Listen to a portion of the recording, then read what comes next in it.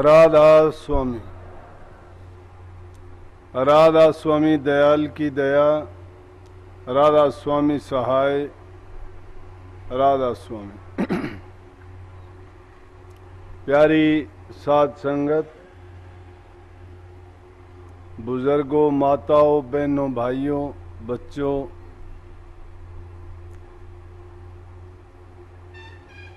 जितनी देर सत्संग हो शांति से बैठ के सत्संग का आनंद लें।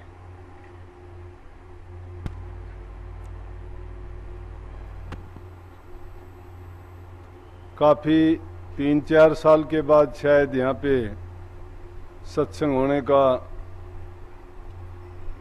मौका मिला है।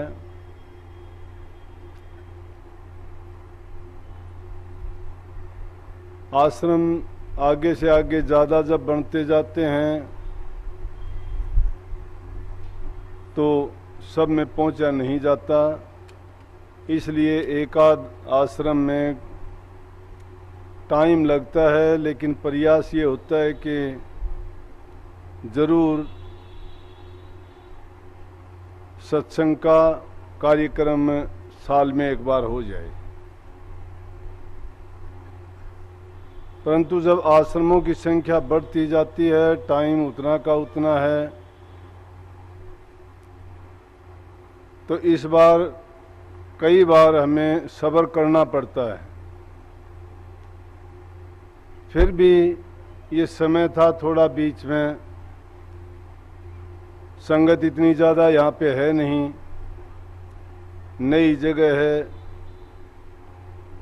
तो यही प्रयास रहा कि टाइम निकाल के सत्संग जब होते हैं, नए जीवों को पता चलता है, सत्संग फैलता भी है, सत्संगियों की संख्या बढ़ती है, अच्छी बात है। लेकिन सत्संगों में हम आते हैं, जो अभी शब्द था सत्संग की महिमा, सत्संग की बड़ाई गाई उसमें, और बात भी क्या कही गई कि साधो सत्संग करो रे बनाई। बार बार आपको सुनने को मिलता है,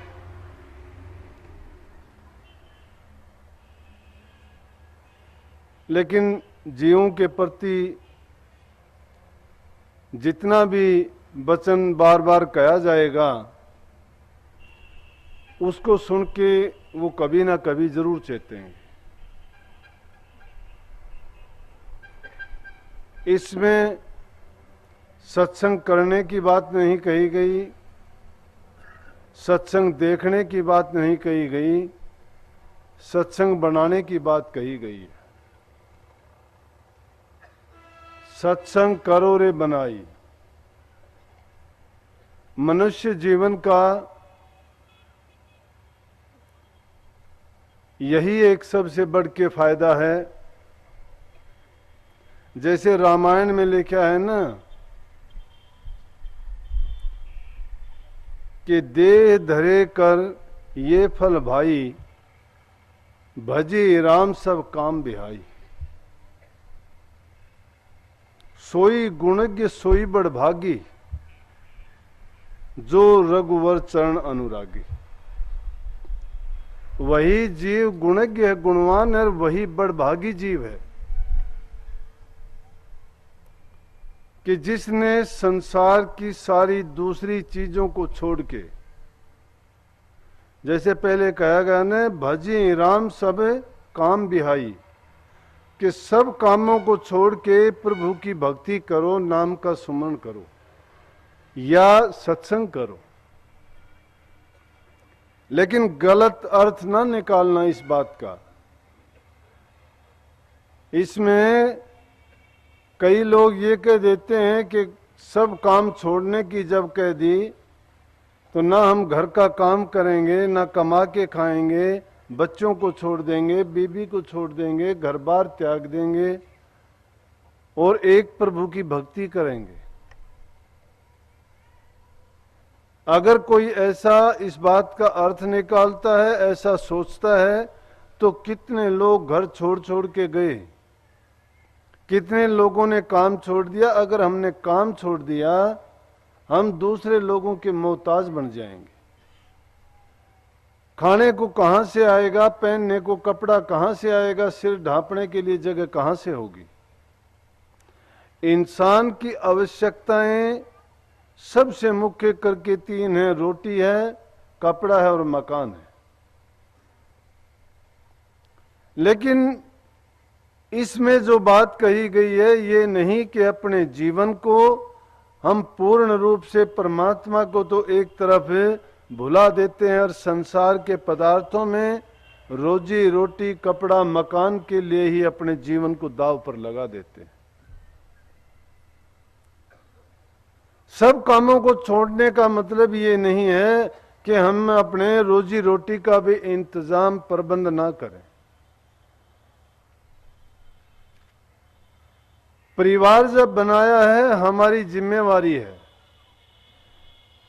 संसार में जब आए हैं तो हम अपने कर्म के भोगी बन के आए हैं और कर्म से बचने के लिए जन्म जन्मांतरों के जो संचित कर्म का भार हमारे सिर पर है, जब तक प्रभु की भक्ति नहीं की जाएगी वो कर्म नहीं काटे जाएंगे। कर्म काटने के लिए ये बात कही गई है। उन सारी चीजों को संसार में रहते हुए सब काम करते चलो, सब काम करते चलो, लेकिन मर्यादा में रह के सब काम करते चलो, नीति के अनुसार करो। सब काम करो, नियत को साफ रख के करो। अगर नीति से गिर जाओगे तो कहीं के नहीं रहोगे। अगर नियम और मर्यादा को तोड़ देंगे तो बर्बादी पर चले जाओगे। सब चीजों को काम करो जरूरत के मुताबिक जितनी है और जिसके निमित्त जो बनी है उस चीज को मर्यादा के अनुसार भोगते हुए, लेकिन मुख्य करके उसमें एक काम को याद रखा जाए कि ये देह धरने का यही फल है, इंसान का चोला मिलने का ये फल है कि इसमें आके प्रभु की भक्ति करे, अपने जन्म जन्मांतरों के कर्म से मुक्त होके इस संसार से भी जन्म मरण से छुटकारा पा ले। अब कर्म बंदी संसार है, कर्म को भुलाना चाहते हैं। फिर बुद्धि और तर्क वितर्क के हिसाब से कह देते हैं। रोजाना देखते हैं आसपास में एक आदमी अच्छा काम करता है तो फिर भी उसको अच्छा भोगने को नहीं मिलता है, परिणाम उसका बुरा निकलता है। तो कह देते हैं कि उसने अच्छा किया तो उसको फल ऐसा क्यों मिला। लेकिन उस बात को जब ये भूल जाते हैं कि कर्म सिर्फ अब का नहीं है, ये कर्म का बड़ा लंबा चौड़ा लेखा है। ये एक नहीं, जन्म जन्मांतरों तक हमारे साथ चलता रहता है। जब से जीव ने जन्म लिया है तब से इसका लेखा जोखा मालिक के पास है। चाहे हमारी योनि बदल जाएंगे, जन्म बदल जाएंगे, युग बदल जाएंगे, समय बदल जाएगा, जो जो जन्म होते चले जाएंगे, कर्म जो किया है कर्म साथ चलता चला जाएगा। इसलिए कर्म बंदी कहा गया है। पहले इंसान की प्रारब्ध बनती है, कर्म बाद में बनता है। महापुरुषों ने इसी रमज को समझ के वो सार वस्तु बताई कि ए इंसान, तुझे इंसान का चोला मिला है। तो गोस्वामी तुलसीदास जी ने रामायण में यही लिखा है और उन्हीं लोगों की बड़ाई की है। नानक साहब ने भी कही है कि वही लोग बड़भागी हैं, वही लोग प्रशंसा के योग्य हैं जो गुरु की अधीनी स्वीकार करके, गुरु से नाम की दीक्षा लेके, गुरु की शरण में रह के सेवा प्रेम और नाम की भक्ति करते हैं, वही बड़भागी जीव है। लेकिन मनुष्य का चोला मिलके चंद सुखों के कारण इंद्रिय सुख के कारण हम अपने जीवन को बर्बाद करके चले जाते हैं। सोचते हैं कि हमें जो ऐश आराम सुख यहाँ मिला है, ये शारीरिक इंद्रिय सुख संसार का सुख है, चंद रोज का। लेकिन जब परिणाम इसका होगा तो अच्छा नहीं रहेगा। ये हमारे लेखे में जुड़ता चला जाएगा। जैसे जैसे कर्म करते चले जाएंगे और जो कर्म भोगे नहीं जाएंगे वो संचित कर्म में जमा होते जाएंगे। लेकिन एक समय आता है और वो कर्म जरूर भोगने पड़ते हैं। अब तो राक्षसी चीजों का प्रभाव बढ़ता जा रहा है। धर्म का मार्ग इंसान छोड़ के पापगामी हो गया है। पुण्य नहीं अधर्म के मार्ग पर चलता है। सोचता ही नहीं कि इसका करने से परिणाम क्या होगा, भुगतना कैसे होगा, मुझे लेखा क्या देना होगा। अगर इंसान के सामने वो कर्म का लेख और उसका किया हुआ कर्म अगर सब सामने हो तो मैं तो कहता हूं कि ये जीव शर्मा के नजर फेर लेगा। ये जीव मानने वाला नहीं है। क्यों नहीं मानने वाला है कि इसकी मन और बुद्धि पर भ्रम का पर्दा डाला हुआ है और उस भ्रम के पर्दे में रह के ये भूल जाता है कि मैं किस काम के लिए संसार में आया था। आए थे किस काम को, कर बैठे के बाद क्या मुख ले मिलिए राम से खाली दोनों हाथ। दोनों हाथ खाली का मतलब है ये तो समझाने के लिए बात कही है। हाथों से तो स्थूल चीजों को पकड़ते हो, लेकिन जो असली हाथ हैं वो मन के साथ हैं, वो हमारी बुद्धि के साथ हैं, वो हमारी रूह के हाथ हैं। जब वो रूह मालिक को पकड़ लेगी, जब उसको अपना लेगी, इन खाली हाथों से कुछ नहीं है। जो पूंजी लेके आए वो इन हाथों में लेके नहीं आए। तुम्हारा कर्म और भाग्य इन हाथों में नहीं लिखा, तुम्हारा कर्म और भाग्य तुम्हारे कर्म में लिखा है।